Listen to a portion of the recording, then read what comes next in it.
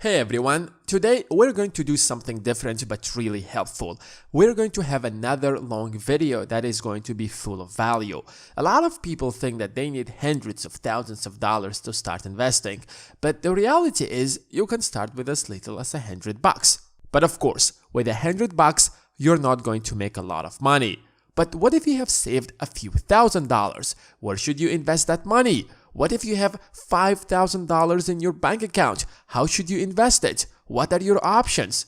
These are the questions we'll answer in this video. We have already made shorter videos answering these questions, but in this video, we have combined them all and turned them into one long video that is filled with valuable content. There is going to be a table of content in the description, so you can skip to the parts that you want to learn or come back and rewatch them again. But before we start, here is a little disclaimer. This is not financial advice, and everything that's said in this video is for educational and entertainment purposes. It is going to be a really long video. So grab a drink and some snacks, and most importantly, give this video a thumbs up and enjoy the video. There is no limit to how much you want. Even $100 trillion is not enough, because once you have the entire planet, you would want to go to Mars. You perfectly know who I am talking about. On the other side, the good news is that once these people leave the Earth, they will no longer be on the Forbes list, because the Forbes list considers people who live here on Earth, which means now you have a higher chance to be on the top of the Forbes list. But I think the founder of LVMH, Bernard Arnault, will take their position, because apparently it seems like you don't need to build a tech company to become world's richest person. All you have to do is sell overpriced handbags to people who make a lot of money but are still dumb enough to waste all that money on overpriced handbags with a logo that literally says, "I have paid $5,000 for this handbag that literally performs the exact same job that any other handbag does. That cost $10. But you can't call them dumb because they're making so much money, but they could be dumb because they're wasting that money on dumb things. So I will leave that question for you to answer in the comment section. I did not mean to offend anyone, I just can't understand why anyone would pay $5,000 or $10,000 for a handbag. Maybe I'm just not smart enough to understand that. Let's get back to the question of this video. How much money do you need to retire? Let's just be realistic. $10 million, $100 million, $1 billion? The answer is far from that. In order to answer that question, we have to take a look at a few statistics. In 2019, right before the pandemic, the Bureau of Labor Statistics said that the median personal income is $36,000 or $61,000 for households. But let's ignore the median and focus on the average household income, which is $88,000. Of course, this number is not accurate for everyone, because if you are in your 20s, you need far less money compared to someone who is in their 60s who needs to pay a fortune on insurance, because with age comes health problems. That's why if you want to save money, take care of your health and stop eating all that junk food. The next question is, how much do you need to invest in order to earn $87,864 every single year without doing anything? We're going to take a look at a few available options and we will do the math. If that number is higher or lower for you, you can just take that equation and use a different number that suits your circumstances more accurately. Don't be scared of the numbers we'll talk about, because at the end of the video, it will all make sense. That's why it's important to pay attention. I get it, it's not easy. After watching 15 seconds TikTok videos, watching a 10-minute YouTube video seems like a 3-hour movie. But I promise, the value you will get from this video is far more than you will get from browsing TikTok for hours. Have you heard the phrase, never spend the principal, only spend the interest? And that's the key to financial freedom. If you have inherited $10 million, let's say you invested and get a 5% interest annually, that's $500,000 a year. For the rest of your life, you could constantly spend $500,000 or $41,606 every single month for the rest of your life, and your wealth won't even decrease by a single penny. That's way better than splashing $10 million in one single night. But the key question is, Since the average household income is $87,864, how much do you need to invest to make that much money every single year? For the sake of this example, we're not going to take any risky investments such as crypto or individual stocks such as Tesla or GameStop. We are going to be ultra conservative and take something super stable, something that historically has proven to grow by a decent percent, like the S&P 500 that grows by around 10% a year.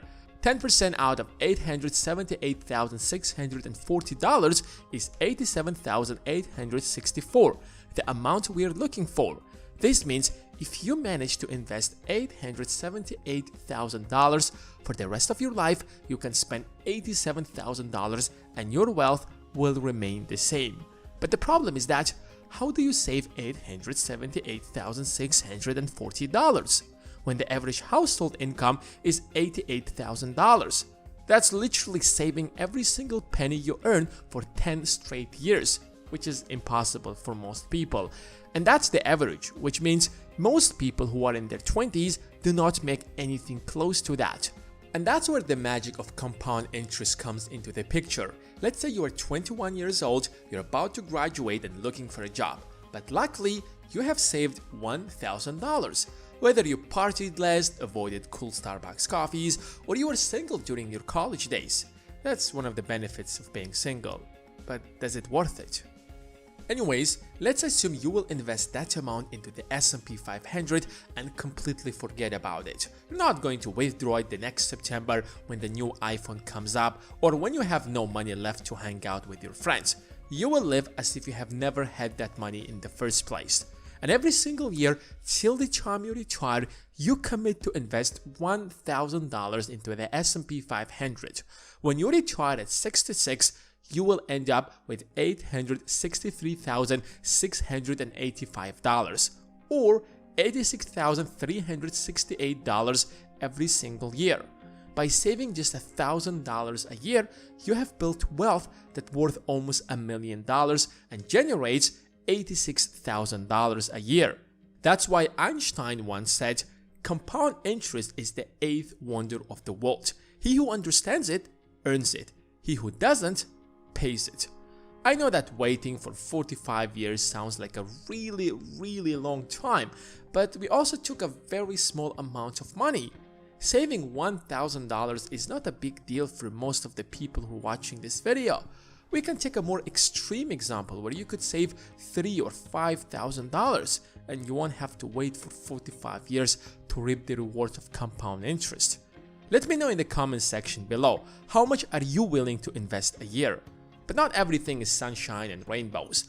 While in theory it's possible to get a 10% rate of return, in practice it gets slightly more complicated. The inflation rate in the US is around 2 to 3%, which means if you don't want the real value of your investment to decrease every single year by 2 or 3%, you should not withdraw more than 7% of your investments. On top of it, if you want your investment to grow by at least a small margin, like 2%, you're left with just 5%.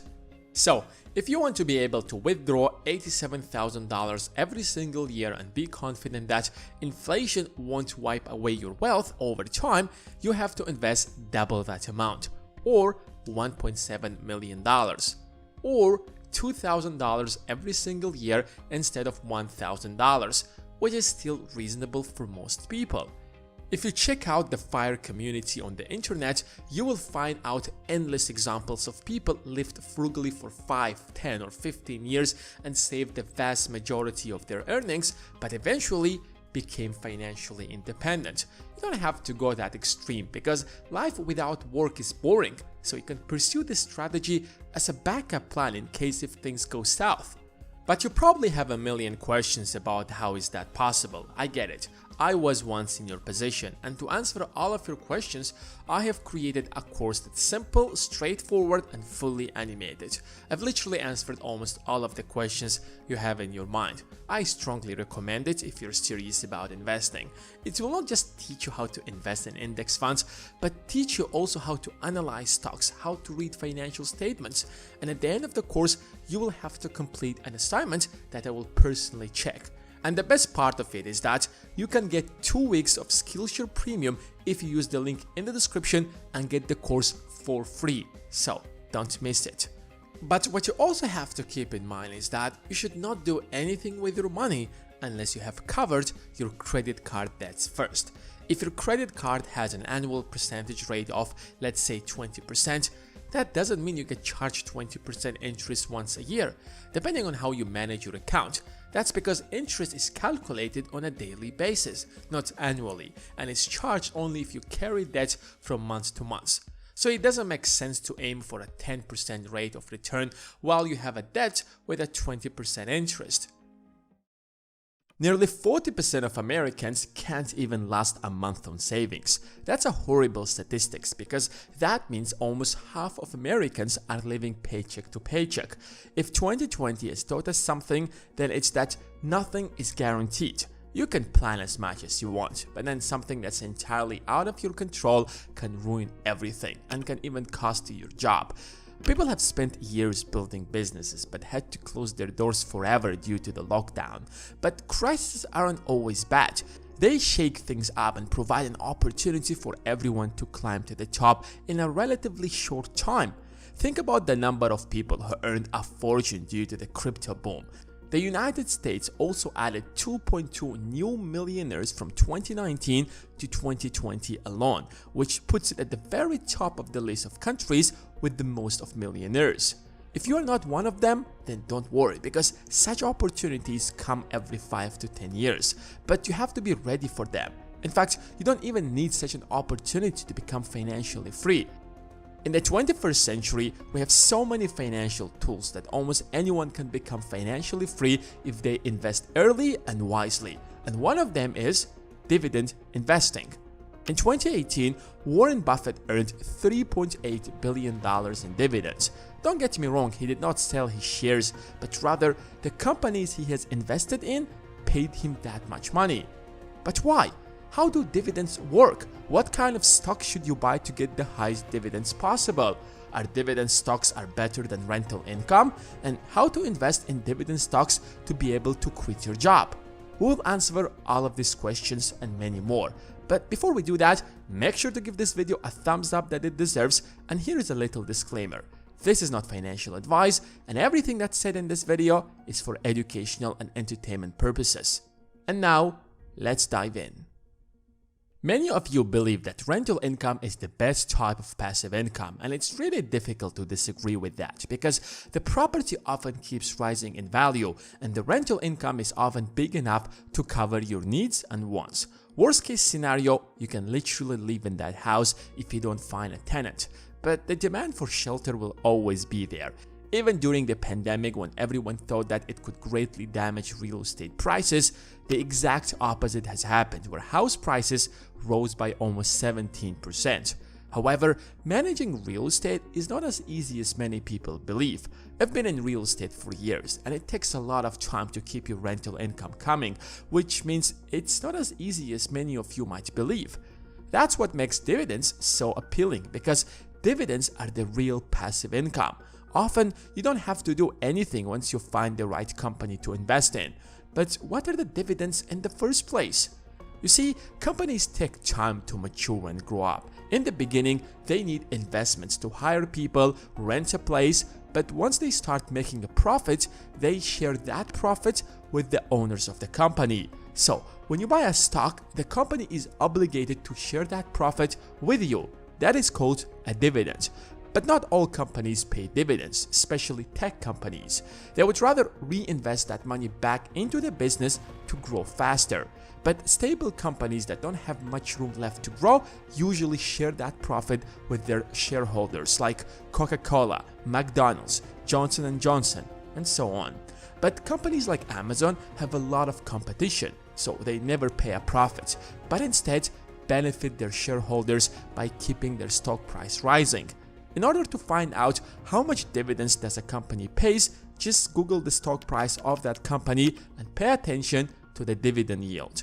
In this case, Apple pays 0.62% for each stock. In other words, Apple pays 88 cents for each stock you own. That's a lot of money. But if you own enough stocks, that could turn into a substantial amount.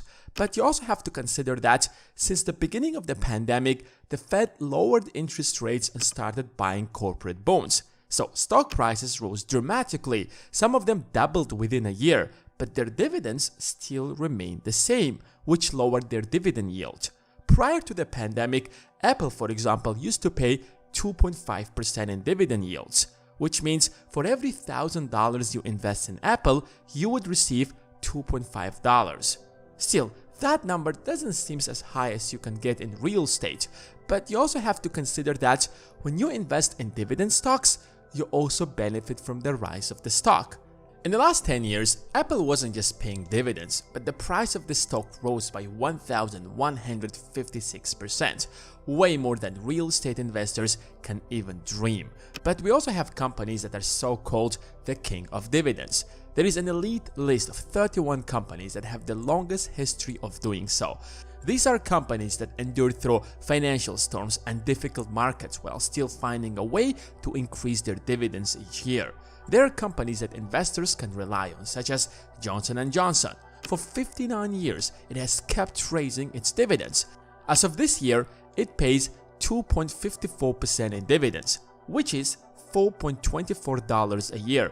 Which means if you own $100,000 worth of Johnson & Johnson stocks, you will receive a dividend payment of $2,540 every single year.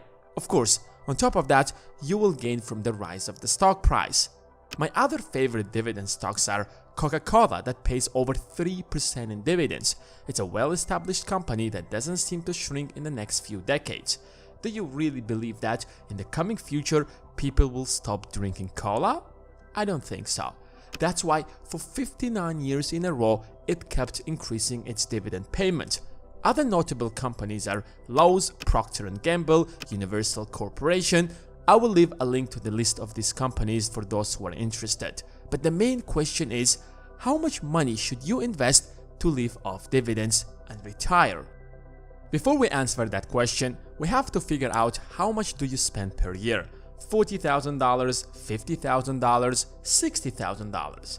That number is going to be different for everyone, but let's take $50,000. In order to make $50,000 a year, you should buy $2 million worth of dividend stocks if we take an average of 2.5% dividend yield. Of course, there are dividend stocks that pay way better, but they're riskier. With King of Dividends, you can sleep calmly because these companies are so big and well established that even 10 years from now, they will probably be bigger and pay more dividends. While when it comes to smaller companies that pay 6 or 7%, they could plummet. In fact, one way companies attract investors when they're doing terrible financially is by paying high dividends. You will get a higher dividend yield, but as the stock price keeps falling, you will lose on the other side. So never invest in a company just because it pays a higher dividend yield. And never invest in just one company regardless of how stable the company is, because like any other company, it could go bankrupt. Of course, the idea of Coca-Cola going bankrupt seems impossible because it has been around since the 19th century, but everything is possible, so never put all of your eggs in just one basket. Of course, you can get a higher yield if you invest in real estate, such as 5, 7 or even 10% if you find a good deal in the market. But in order to get into real estate, you need a lot of money. Even if you are taking a mortgage, you need to make the down payment first. Then you have to spend weeks, if not months, to find a good deal in the market. And even assuming that you get all of that right, real estate needs a certain level of management. Finding a tenant, something always breaks down, so you have to fix it and so on. But when it comes to dividends, there are well-known dividend stocks that you can invest in without all of that hassle. But with dividend stocks, you can start with as little as $100. On top of that, if you want to liquidate your stocks, then it's much easier than selling a house. I'm not a really big fan of dividend stocks because you could make way more by investing in growth stocks than you could possibly make from dividend stocks. In the last 10 years, Amazon stock rose by 2,500%, Facebook grew by 780% since 2012, Microsoft grew by almost 900%, Netflix grew by 3,000%. If you put the effort to find one or two great tech stocks, you can make way more than you could possibly make from dividend stocks. And once you have built some wealth, you can invest part of that income to create passive income. How much would you have made if you have invested just $100,000 in Google back when it was just getting started? That's exactly what David Carradine did. And today, his net worth is over $6 billion. That's probably one of the best investments ever. However, not everyone gets such a chance to become a billionaire. Not everyone has an extra 100 grand to throw it at another startup. Nonetheless, there are endless number of opportunities all around. In fact, 1,700 people just here in the US are becoming millionaires every single day. And if you want to be one of them, you gotta start somewhere. But here is the problem. 40% of Americans can't even cover an unexpected $1,000 bill because they're just living paycheck to paycheck. So most people can't even pull out $1,000 to invest. But $100? Easy, almost everyone can afford that. However, it seems like you can't do much with it, since even, for example, a single Apple stock costs twice that amount. And I'm not even talking about Amazon or Google. Even index funds are not an option. How much do you think $100 over 40 years with 8% returns would amount? Just a little over $2,100. But don't worry, because there are actually legit great ways to invest even as little as $100 that I have used, and I will share them with you here in this video. So let's start with the first one. Start a business. I know that it sounds cliche because to start a business, it seems like you clearly need much more than $100. But believe it or not, there are actually a handful number of businesses you can start with as little as $100. The problem is that when we think of starting a business, we imagine big businesses and ignore all the ones that are much easier to start. You can buy a lawnmowers, for example, for $100 and start a side business cutting your neighbor's grass. In fact, I started this channel with just $100. I'm not one of those guys who started watching YouTube since its early days, but much later. And then I realized that most of these YouTubers just share their ideas and experiences. Even the most successful ones started with almost nothing. So I said to myself, I have a lot of ideas too. How about I start sharing them with the world? Let's see how that goes. I ordered a Blue Yeti microphone for a little over $100 and started making videos. I have to admit, they were absolutely horrible because I knew almost nothing about video editing or animations, and I didn't really care much because it was more like a hobby than a real business. But then I slowly started improving the quality and somehow it started picking up. So I had to hire animators and now it's like a little business. You don't necessarily have to start a YouTube channel. There are endless number of online businesses that do not require a lot of capital. Let's say you're good at playing a guitar or violin. You can find someone who can help you with shooting it and editing it for as little as $100, and then turn it into an online course and start selling it. And the great part about it is that you don't even need a website because right now there are multiple great platforms to sell courses for free. And if it turns out to be successful, you can slowly turn it into a legitimate business. You can easily earn back your money and make much more. We are lucky to be living in this age because no matter where you are in the world, pretty much everyone has internet. So this is probably one of the best options for everyone. Number 2. Trade some stocks. A lot of people keep watching videos or read about the stock market, hoping to start investing one day. If you haven't bought a single stock, the world of the stock market is quite ambiguous to you. When you actually get in and start, a lot of things start getting clear. Reading and watching videos about the stock market is one thing, and investing or trading is something else. What seems so obvious in theory isn't really that easy in practice. When you buy a stock and it goes down right in front of your eyes, you get emotional. Your brain stops working and your emotions get in charge. All that will be in your mind is to minimize losses. That's when you really learn. The point isn't to turn that $100 into $1,000, but to experience the market. But when you're trading with real money, you will be much more careful and cautious since your money is at stake. It's actually fun to look for the right company to throw your money in. You will read about different companies, analyze their financial statements, figure out if their price is undervalued or overvalued, and then make up your mind if this company worth your money or not. This experience totally worth it even if you lose $100. In fact, if you decide to invest a larger amount one day, you will at least know how the market works. Thirdly, invest in books.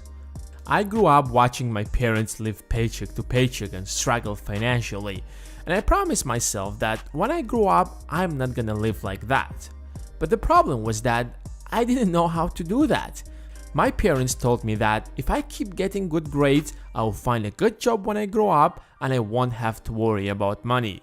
But at some point, I started reading books outside the school and accidentally came across Rich Dad and Poor Dad by Robert Kiyosaki. And that's where the magic happened. I was introduced to the world of money, and to be honest, I was shocked about how little I knew about money, even though that I use it every single day. You probably have heard this millions of times, but the moment you make that shift in your mentality, your perspective changes and you will start making different decisions that will slowly lead you to financial independence.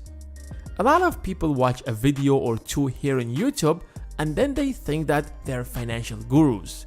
Let me ask you something. How many videos you have watched for the past week? Dozens if not hundreds. Because YouTube is entertainment. You might learn a thing or two, but it's not gonna stick like when you read a book, because usually it takes you a couple of days if not weeks to finish a single book, and by then these ideas will be embodied in you. Some of my favorite books on this matter are The Millionaire Fastlane, Secrets of the Millionaire Mind, Rich Dad, Poor Dad, and few others. I'll just put them in the description. Number 4. Buy and sell something.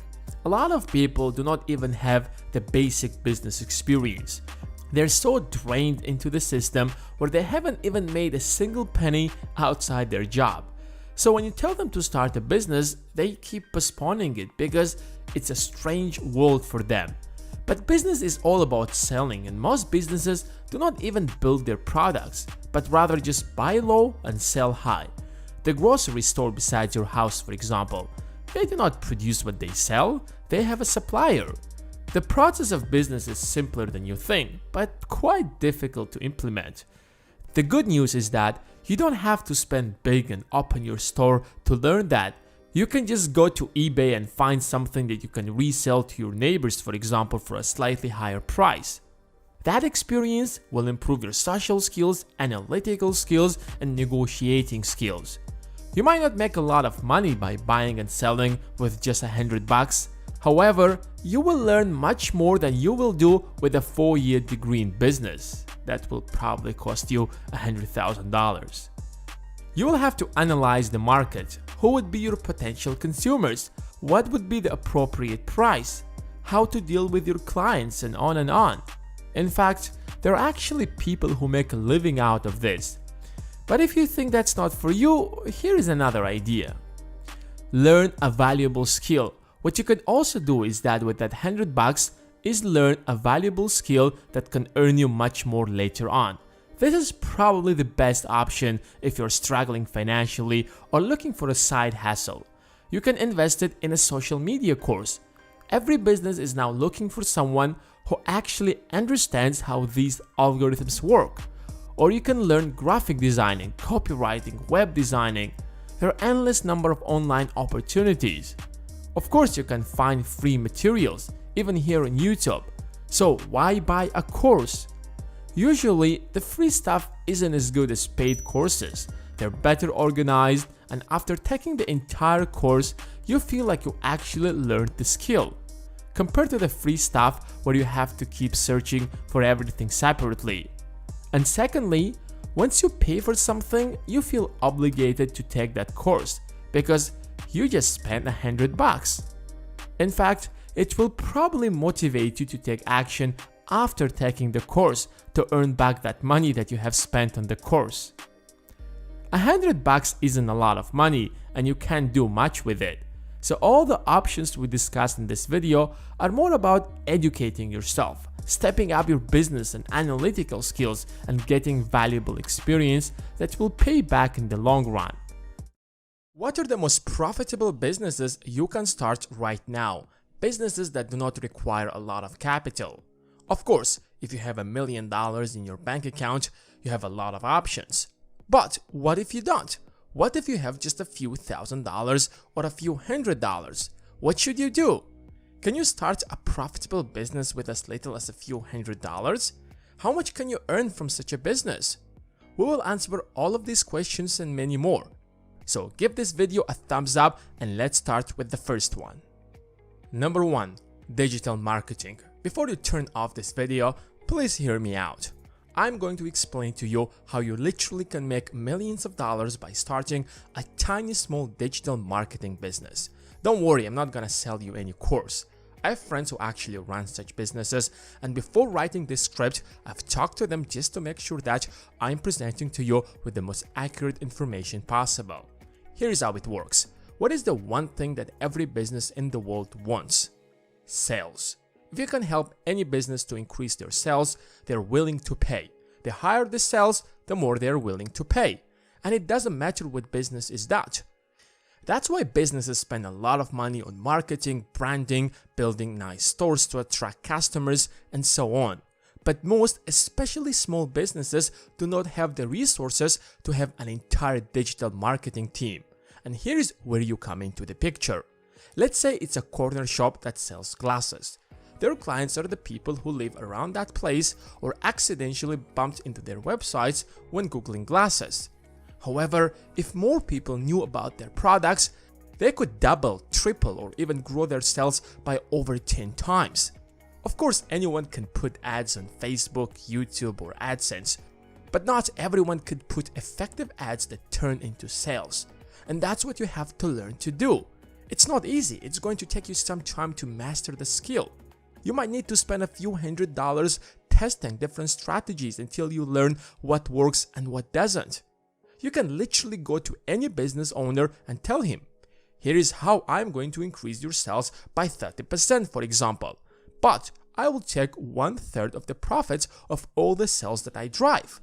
Any business owner would gladly work with you. To prove that you can put effective ads, you can give them a free trial.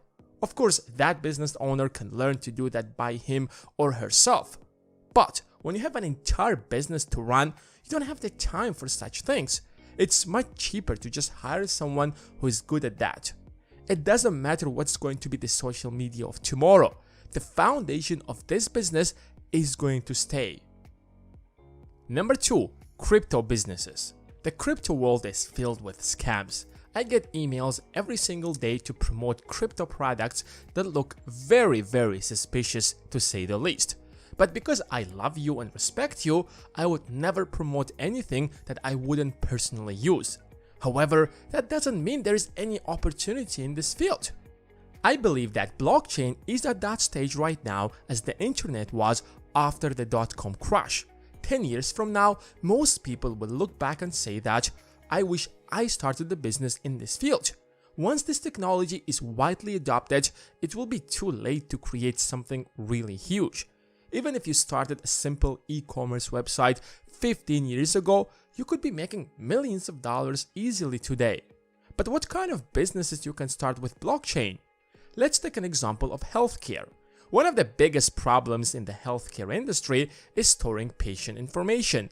Doctors usually need your medical history to be able to diagnose your health accurately, but also patients' health details, identity details, and existence of fake medicines in the supply chain. If you use blockchain to store all that information, no one will have access to the patient's medical history without the permission of the patient. Even if you end up visiting another doctor in a different country, you can give that doctor access to your medical history. Blockchain can also avoid fake drugs in the market, since each drug could be safely tracked once it's stored in blockchain.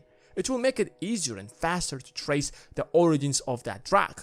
Store them safely, reduce the cost, and make the entire system much more effective. There are already a lot of startups in this field, but it's not widely adopted yet. Now is the best time to start a business in this field. Healthcare and financial industry are only two out of many industries where blockchain could be used. You do not need a lot of money in the beginning, since most people don't understand how the system works in the first place. Spending some time just to understand how it works will already give you a competitive advantage over others.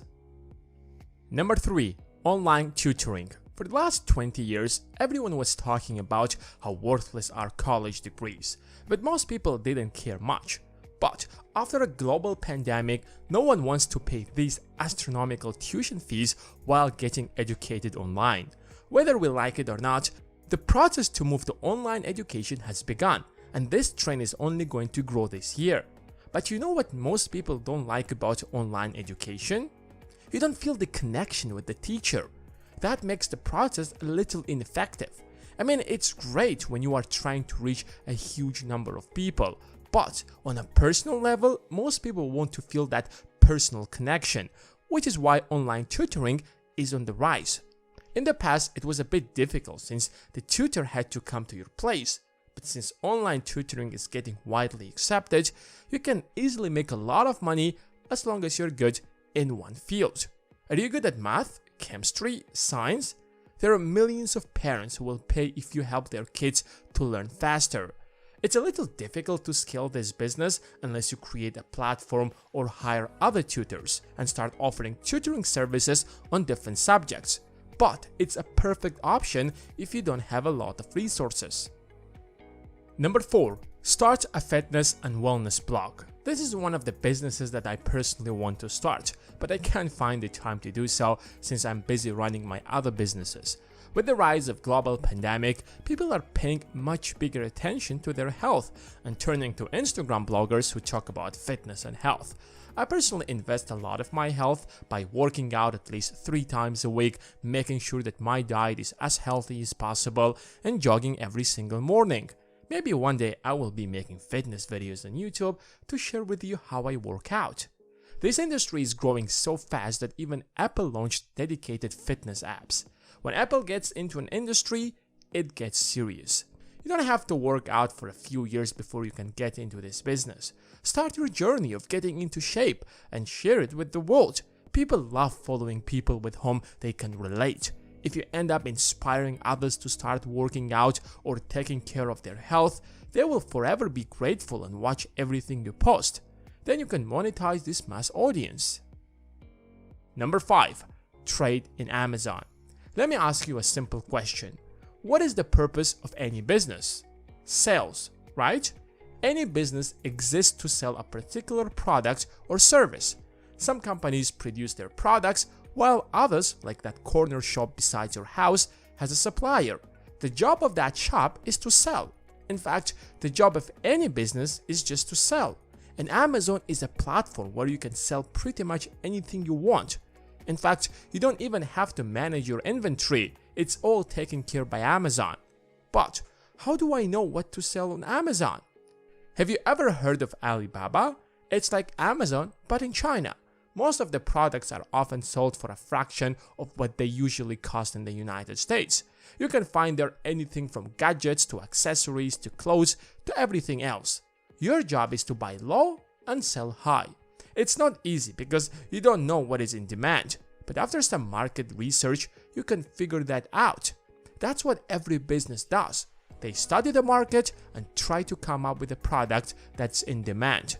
It's time consuming. You will have to spend an endless number of hours to find the right product at the right price. That's how people make fortunes with Amazon. It's not easy as it was in the past, since every single year the competition gets stronger, but there are still plenty of opportunities.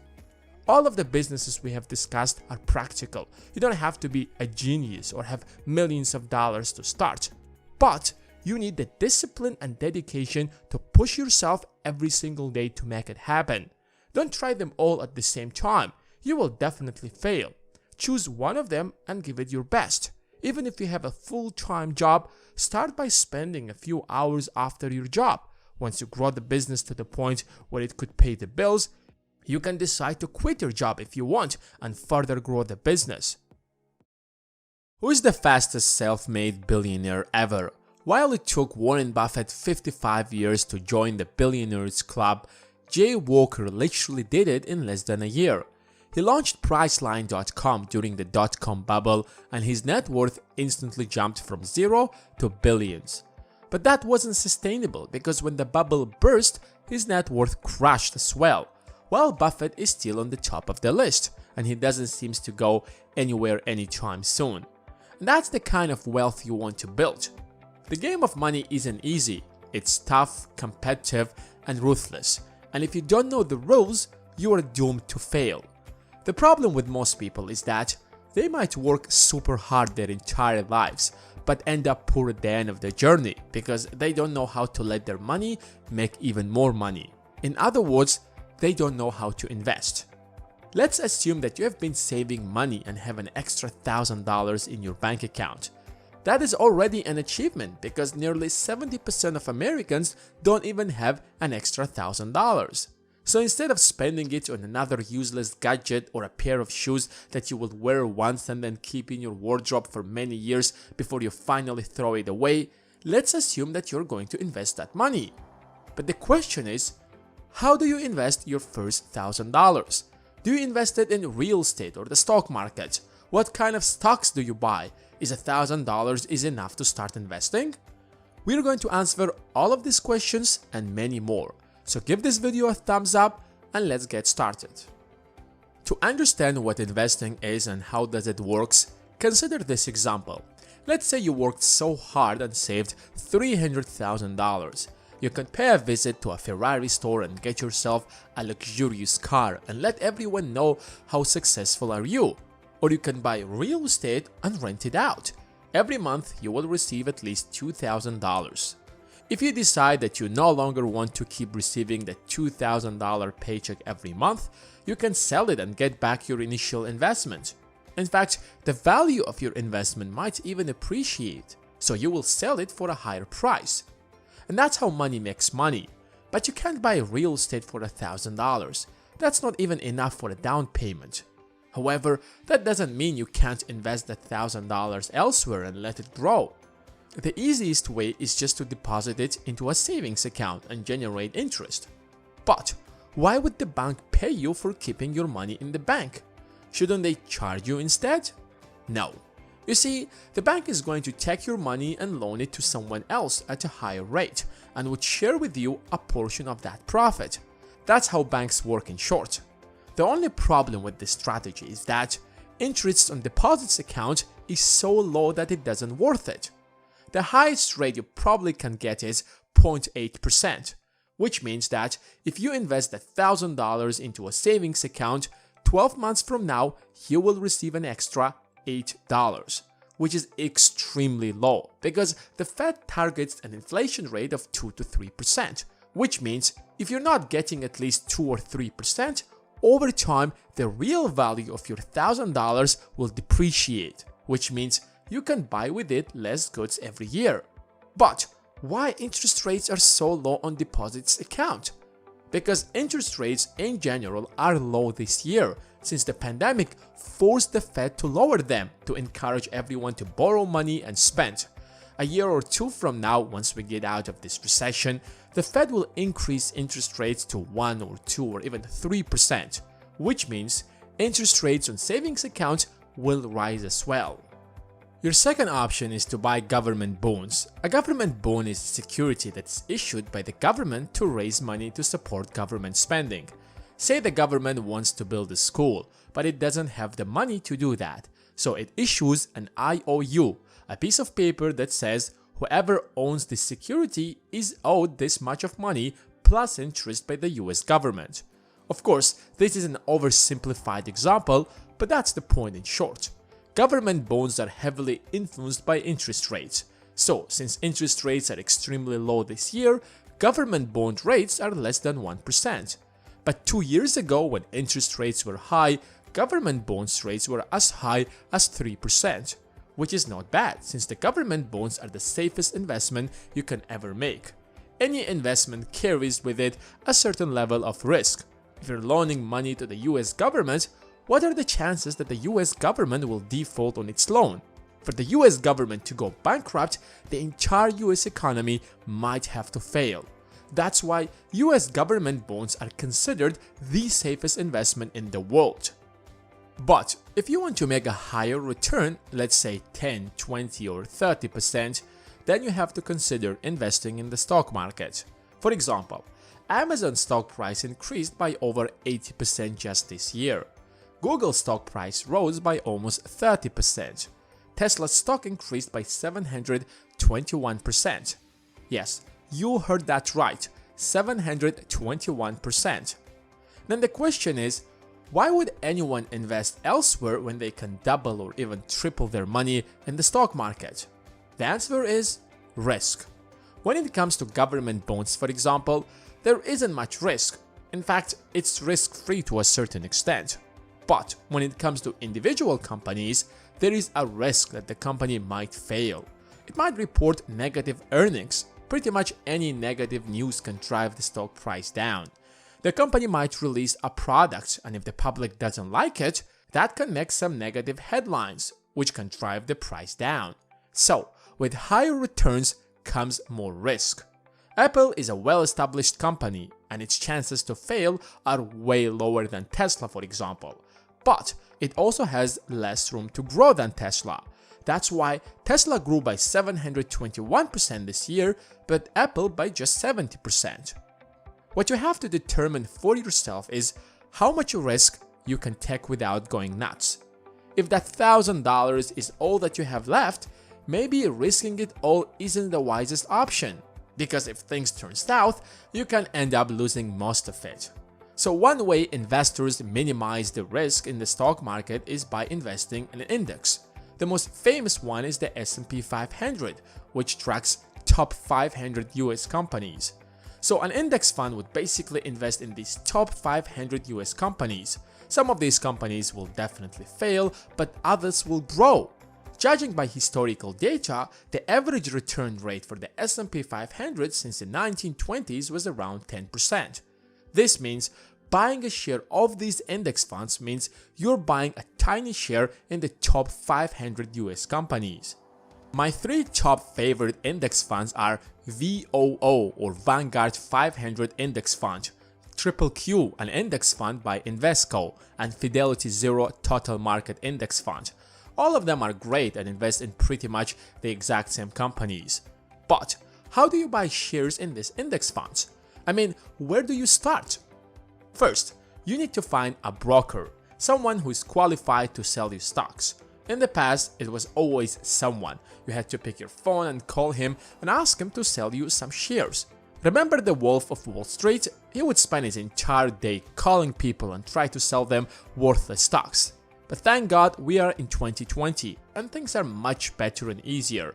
Brokerage firms created apps so that you can buy shares from the comfort of your smartphone, such as Robinhood, Webull, and so on. All you have to do is that download one of these apps and sign up, and you can start investing right away. In fact, if you use the link below to open a Webull account, you will get 2 free stocks. Just a disclaimer, it's an affiliate link, but you're going to get your 2 free stocks. Isn't that amazing? That's a good way to start, I would say. Check the link in the description. I tried my best to make this video as simple as possible so that whoever wants to start investing can start right away. Often what happens is that you want to start investing, but you have a million questions and you start googling this and that and get exhausted after some time, and then you just give up and try again a few months later maybe. So I try to answer all of your questions here in this short video.